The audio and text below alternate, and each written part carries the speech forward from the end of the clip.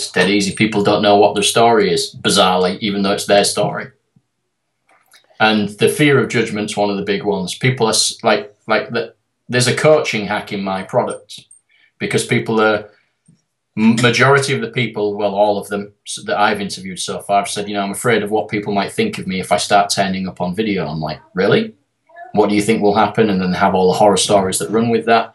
And of course, when you're talking about video storytelling about a person, they're sharing their self. That's what they're actually doing. They're not doing like kind of YouTube type tutorial type videos. They're brand me. So they're sharing themselves and their stories that have turning points which lead to their product, solves a problem. And it's really scary for them to do it because they're like, what will people say about me? You know, like their own perception of themselves is they're not enough as well. They're not good enough. So this scarcity is alive and well. I'm not good enough. I don't know enough. I'm not educated enough. I don't know. I haven't enough experience in this product. I've not helped enough people yet. It's like, fucking hell, dude. Have you helped one person and they give you a book for it? And they go, yeah, well, you're fucking enough then. You know, like, because it starts with 1 and it can lead to 2. It can lead to 3. It's like, it doesn't start with 1,500. You know, so judgment, scarcity, not knowing what to say, I don't have a story. These are all the key pain points that will resonate the most. It's fuck all to do with tech. Like, nobody has asked me anything about tech yet. They just assume that it's a simple step-by-step process. It can be done. The challenge is this as well. Most people that I've helped get over the tech problems, right, they can do them. They can add music. They can top and tail their clip. They can add a little bit of graphics in there, just a little intro graphic or something like that. But the art of editing eludes nearly everybody. The true art, the true timing and how to really craft the emotion and fading and all that kind of stuff.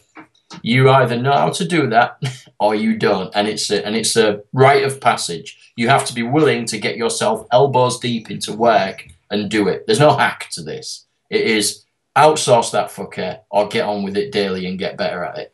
And as unsexy as that is, you know, I'm going to be the guy with the torch that says no fucker is going to show you a shortcut on this other than hard work and doing it day in day out. And that is the only way around it. There isn't a quick way to learn an art form where you have a lot of feel in that. It's like saying, hey man, here's some drumsticks, be able to play Moby Dick by the end of the day. It's like, what? Are you fucking joking? John Bonham's solo by the end of the day? Yeah, it's just art. It's all right. You'll be good. Here's the dots. It's like, it doesn't work like that. You're going to be kind of bashing it out for a while and you might put a nice 4/4 down by the end of the day. Yep. That's cool. Yep. Tomorrow, try a little drum fill. The day after, try and do some little accents with your cymbals. That's how it's done. And it makes me laugh where it's like, yeah, you'll be a qualified editor by the end of the day. You're a wanker for telling them that, you fuck.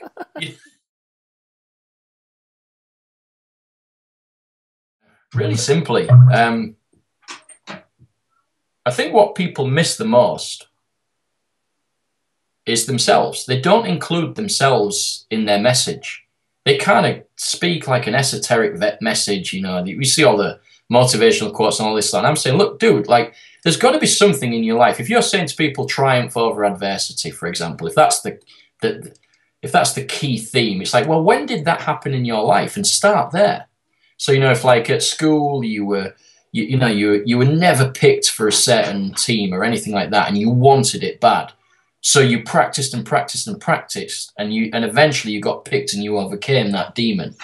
Blah, blah, blah. There's a little sort of like bullshit story that you could use, but you use that, then you use a turning point, and the turning point would be, and it reminds me of how it works in this and the thing, the business that they run. Let's just say that they are email marketers teaching email marketing like Andre Chaperon or Ben Settle. So they'd say, it reminds me of how I started out in email marketing. I didn't know what to do, how to do it, but if I persevered, I knew I'd get better at it day by day. Just like we teach people here at emailwriters.com, whatever.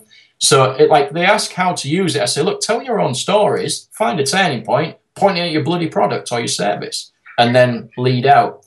And you're selling every day, but not. You're telling stories every day, and saying how this wonderful thing helps people. Such a simple way to do it.